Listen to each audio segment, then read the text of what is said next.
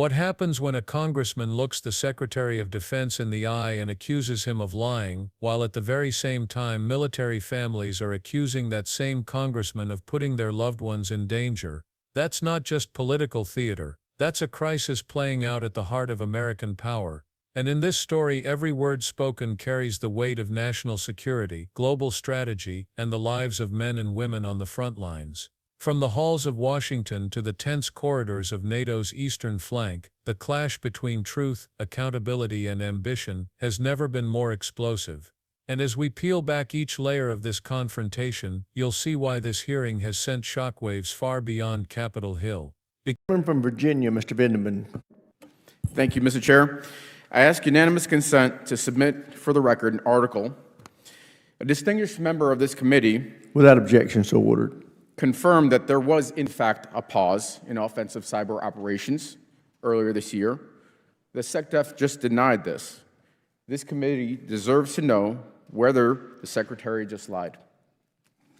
Mr. Secretary, many believed you were underqualified for this role. You've been Secretary for 4.5 months now. For the sake of the American people and our service members, I hope you've done your homework since. Let's talk Indo-PACOM. What year has the Navy publicly set as the benchmark for being ready to fight a war with China? Well, it needs to be right now. We know what China has said. I'm glad to hear that, but there is a it's publicly right now. set date. Well, we know it wouldn't Let be me help you prudent out. for me in this environment to 2027. reveal when we think we're ready. That's what China has said, and we understand what they're Secretary, saying, I and asked we want to for be a year. capable and ready for it. Not a filibuster. 2027 is the year. According to unclassified DoD assessments, how many warships does China have in its Navy today? Many and growing. 370. It's the largest Navy in the world. How many does the U.S. Navy have today? Thanks to this budget, it's increasing It's a number. I'm looking for a substantially, number. but it's just south of 300. 296, pretty close. How many ships is China expected to field by 2030? I believe that's a classified number, but it's going to go There's a up DoD at a rapid rate. CMPR report that was released. There's an unclassified number. It's going up at a rapid rate. Let me help you out. 435. Let's see if we do better in EUCOM. What corridor in eastern Poland is vulnerable and a priority for U.S. reinforcements? It connects Belarus to a Russian region. I'm sure you can tell me. I can tell you. It's the Suwalki Gap. Which heavily militarized Russian territory connected the Suwalki Gap? It contains nuclear-capable missiles. It threatens all of NATO. It's right there in the middle of Eastern Europe. I see we're playing a quiz game here. It's Ultimately, Kaliningrad thankfully, Oblast. we're Let getting me- our NATO allies to step up in their spending to make sure that they can hold the Mr. line. Secretary, I asked you a specific question. Thank you. It's Kaliningrad Oblast. So what percentage of Ukrainian frontline casualties, let's talk drones, are now caused by FPV drones? A very large percentage, and we're studying that conflict closely to understand I hope so. that fact. It's over 70%. And which U.S. service has written doctrine or standardized procurement for integration of FPV drones? That's the Army. I wish that were the case, but actually the answer is none of them. So we're not prepared yet, and we need to get there fast. Let me turn to a different topic. A few weeks ago, when my office opened up in Fredericksburg, I spoke to the mother of one F-18 pilot who flew the March 15th mission over the Red Sea in Yemen that you discussed over Signal. I spoke to her again on Tuesday and asked her if there was anything she wanted me to bring up. She believes that you need to resign. She also had several questions, but one thing, she said she would appreciate an apology for putting classified information. Her son couldn't even tell her where the Truman was going, but into the Houthi PC small group Signal chat that risked her son's life and the mission. Mr. Secretary, yes or no, do you think you owe her an apology? Please make sure to let her know how grateful we are for the skill and heroism of her I am very much grateful. I'm sure everybody in this room is grateful. I'm proud of what her son has done. The question is, do you owe her an apology for your actions? Are you going to be accountable? It was an incredibly successful mission. Her son did great work. They did a magnificent and job. Thankfully, the Houthi campaign was successful. Secretary, I agree with you. Magnificent job. The performance of those pilots and Navy personnel, magnificent. We're talking about what you did and accountability. Are you going to apologize to the mother or not? I don't apologize for success. You don't apologize for putting her son's life in danger and for putting the mission in jeopardy. Well, that's really disappointing and not befitting the type of leadership that our troops and families deserve. It's frankly a stunning lack of OPSEC. Privates are trained to do much better than that. It was reckless. And it sounds like that accountability doesn't extend as far as the Secretary of Defense. So I think you should resign. The mother says she wants you gone. And with that, I yield back. Because when the stakes involve cyber warfare, China's military expansion, and the very survival of pilots risking their lives in hostile skies, nothing is simple and nothing is safe. Congressman Alexander Vindman wasted no time throwing punches. His opening salvo was direct and unapologetic. Had the Secretary of Defense lied about a pause in offensive cyber operations, the accusation landed like a thunderclap. Cyber operations aren't just another policy debate, they are the hidden wars fought in silence, the invisible front lines where America measures strength against rivals like Russia, China, and Iran. To suggest that a pause existed, and then to have it denied, wasn't just a discrepancy. Vindman made it sound like a deception, a breach of trust between the Pentagon and Congress, one that could undermine the very checks and balances designed to keep leaders honest. But for Vindman, this wasn't about politeness or protocol, it was about truth. And he wasn't about to let the Secretary filibuster his way out of it. This wasn't a softball exchange, the kind where politicians pat themselves on the back for asking tough questions while leaving the status quo intact. This was a grilling, pure and simple. Vindman reminded the Secretary that critics had already called him unqualified and unprepared for his role. Now after 4.5 months, the congressman demanded to know, had he done his homework, or was America being led by someone flying blind? These words weren't just for the Secretary. They were for the American people, for the service members who deserve more than spin. Vindman knew the cameras were rolling, and he made sure to put the word lied squarely on the record. It wasn't just a question, it was an accusation that hung in the air, one that no denial could erase. And if the cyber warfare confrontation wasn't enough, Vindman raised the stakes further by dragging America's greatest rival into the conversation, China. With laser focus, he turned the spotlight to the Navy and demanded answers about readiness. What year had the Navy publicly set as its benchmark for being ready to fight a war with China? The Secretary tried to sidestep mumbling about prudence and environments, but Vindman wasn't having it. He wanted the number. He wanted the truth. Finally, the year surfaced: 2027, the very date the Pentagon had quietly penciled in as the milestone for readiness. To Vindman, this wasn't just strategy, it was a ticking time bomb.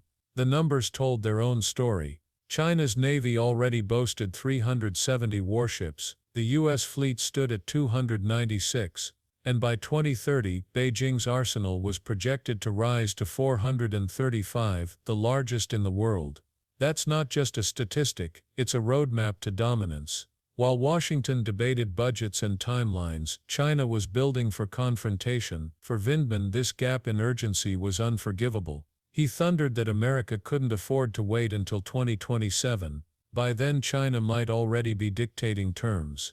The question he left hanging was chilling: was America preparing for the future, or already falling behind? But Vindman didn't stop there. He shifted gears to Europe, to NATO's most vulnerable corridor, and suddenly the hearing turned into a quiz.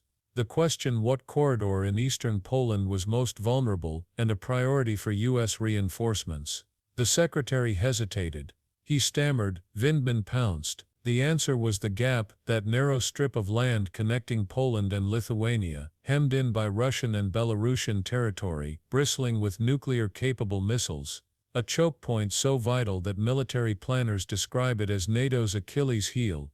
Vindman didn't just highlight a geography lesson, he spotlighted the terrifying possibility of a NATO-Russia clash igniting from a single vulnerable gap.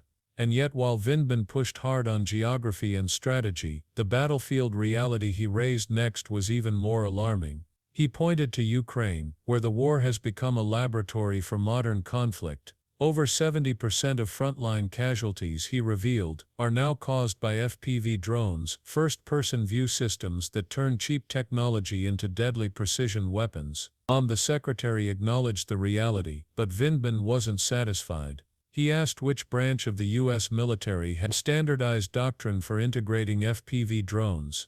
The answer: none. Not the Army, not the Navy, not the Air Force. America had no unified playbook. In other words, the most significant shift in modern warfare had caught the Pentagon flat-footed. Vindman's message was clear: the future of war isn't coming, it's already here, and the U.S. isn't ready. The hearing might have continued on this strategic track, but then the tone shifted, and it became deeply personal. Vindman told the story of a mother he met in his Virginia district, the mother of an F-18 pilot who flew a mission over the Red Sea in Yemen. That mother, he said, believed her son's life had been put at risk not by the enemy, but by reckless decisions in Washington. She claimed that classified mission details had been leaked into a private chat, exposing information her son couldn't even share with her, but which found its way into vulnerable channels. To her, this wasn't politics, it was her child's life on the line, and she demanded accountability. She wanted Vindman to deliver one message straight to the secretary: resign. The words carried the weight of grief and fury. A mother's voice echoed through the halls of Congress, amplified by a congressman who knew exactly how to weaponize it. When he pressed the secretary to apologize, the moment crystallized. Was leadership about taking responsibility, or about hiding behind bureaucratic success? The secretary praised the mission's outcome, calling it magnificent, and refused to apologize. Vindman's reply was swift and brutal. Refusing to apologize wasn't strength, it was weakness. It was reckless, a violation of the very operational security that privates are trained to uphold. And in Vindman's eyes, it was grounds for resignation. This was no longer about cyber operations or naval ship counts, it was about accountability at the highest levels of government. Vindman's closing words carried the sharp edge of condemnation. When leaders risk lives and shrug off responsibility, they forfeit their right to lead. His demand for resignation wasn't just political theater, it was a thunderclap that exposed the chasm between military families' sacrifices and Washington's evasions. But here's where the story takes its darkest twist. While Vindman grilled the secretary and demanded accountability, questions lingered about Vindman himself. Was he truly the champion of truth and transparency, or was he using these hearings to deflect from his own controversies? Critics argue that the same man accusing others of reckless behavior had himself been accused of compromising classified information. It's this clash of accusations that turns the hearing into something larger than a political spat. It becomes a mirror reflecting the deeper rot in Washington, where accountability is demanded loudly but often dodged quietly. And yet, no matter how one views Vindman's motives, the facts he forced onto the record cannot be ignored. America's cyber readiness is in question. China's naval dominance is accelerating. NATO's weakest point is staring Russia in the face. Drone warfare is rewriting the rules of combat. And families of service members are demanding a level of accountability Washington seems unwilling to provide. What happened in that hearing wasn't just another day on Capitol Hill, it was a warning shot to the nation, a reminder that power without accountability is dangerous, that strategy without urgency is reckless, and that leadership without humility is hollow. The stakes aren't abstract, they're measured in the lives of pilots, sailors, soldiers, and families who live with the consequences of every decision. So now the question isn't just whether the Secretary of Defense should resign, the question is whether America's leaders, all of them, are ready to face the truth. Are they prepared to confront China's growing navy before it's too late? Are they willing to modernize for drone warfare before another front line bleeds? Are they willing to admit mistakes, even when it stings? Or will they continue to bury the truth in the crossfire of politics, while families bear the cost? What side of this debate are you on? Was Vindman a fearless voice demanding accountability, or a politician using outrage to mask his own missteps? The truth may lie somewhere in between, but one thing is certain: when national security becomes a battlefield for internal power struggles, the truth is the first casualty. If you've made it this far, I want to hear what you think. Drop your thoughts in the comments below. Do you think Vindman was right to demand accountability, or do you think he crossed the line? And if you found this breakdown eye-opening, make sure to hit the like button, subscribe to the channel, and turn on notifications, because the next video dives into an even bigger controversy, one that makes today's debate look like just the beginning. Stay tuned.